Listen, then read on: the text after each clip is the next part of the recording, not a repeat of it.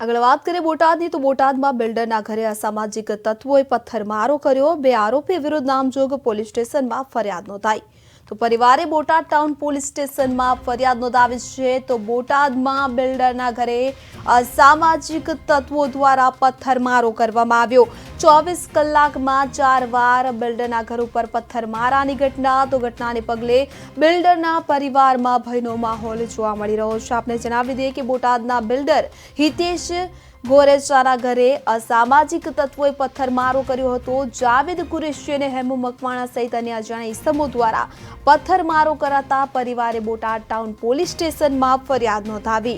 પરિવાર દ્વારા આરોપી વિરુદ્ધ અગાઉ પણ ફરિયાદ નોંધાવવામાં આવી છે, છતાં પોલીસ દ્વારા કોઈ નક્કર કાર્યવાહી ન કરવામાં આવતા બિલ્ડર હિતેશ ગોરેચાના પરિવારે સામૂહિક આત્મહત્યા કરવાની ચીમકી ઉચ્ચારી છે। જો કે આરોપીઓને ઝડપી કાયદેસરની કાર્યવાહી કરવા પોલીસ પ્રયત્નશીલ હોવાનું ડીવાયએસપીએ જણાવ્યું છે। ઉલ્લેખનીય છે કે છેલ્લા 24 કલાકમાં 4 વાર બિલ્ડરના ઘર પર પથ્થરમારો કરવામાં આવ્યો છે, કે જેને કારણે પરિવાર ભયના માહોલમાં જીવી રહ્યો છે।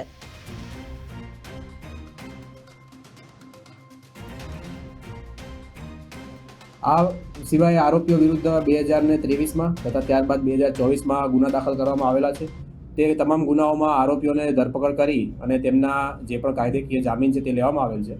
તેમ છતાં આ ગુનાહિત ઇતિહાસના આધારે આ આરોપીઓ વિરુદ્ધ યોગ્ય કાયદેસરની કાર્યવાહી થાય તે માટે બોટાદ પોલીસ છે તે પ્રયત્નશીલ રહેશે। રાત્રે 4 જણા અમારા ઘર ઉપર પથ્થરમારો કર્યો હતો અને જેવા અમે પોલીસ ફરિયાદ કરીને એફઆઈઆર ફડાવીને ઘરે આવીએ અને જમતા હોય ત્યાં પથ્થરમારો ચાલુ થઈ જાય છે।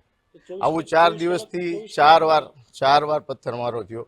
રાત્રે 2 વાગે પથ્થરમારો થાય, સવારમાં 10 વાગે પથ્થરમારો થાય। જેવા અમે પોલીસ સ્ટેશન જ્યારે જઈને આવીએ ને ત્યારે એ લોકો ઘરે આવીને તરત જ 10 મિનિટમાં અમારી ઉપર પથ્થરમારો થાય। કોઈ નહીં, રાજનનો મિત્ર હતો હેમુ, અને એની પૈસાની લેતી દીધી અમે એને ચૂકવી દીધી ને એના બાપાની ને રણજીતભાઈ વાળાની, ધર્મેન્દ્રભાઈ ચુડાસમાની સાક્ષીમાં સહી લીધેલી છે। હવે પછી તારી સાથેનો કોઈ અમારે વ્યવહાર રહેતો નથી, છતાં એ લોકો એના બાને અમારી પાસે અવારનવાર પૈસાની માંગણીઓ કરે છે। આરોપી માટે ઘણી 3-4 વાર એફઆઈઆર કરાવેલી છે। પોલીસ કાંઈ કામ નથી કરતી, કાંઈ ધ્યાન નથી। ગાડી આવે છે, જોઈને જતા રહે છે અને કે એફઆઈઆર કરાઈ જાવ, ત્યાં જાય છે તોય કોઈ કાંઈ જવાબ દેતા નથી અને એફઆઈઆર ફડાવીને ઘરે આવે એટલે સીધા પથ્થરમારો પાછો ચાલુ થઈ જાય છે। આ સિવાય આરોપીઓ વિરુદ્ધ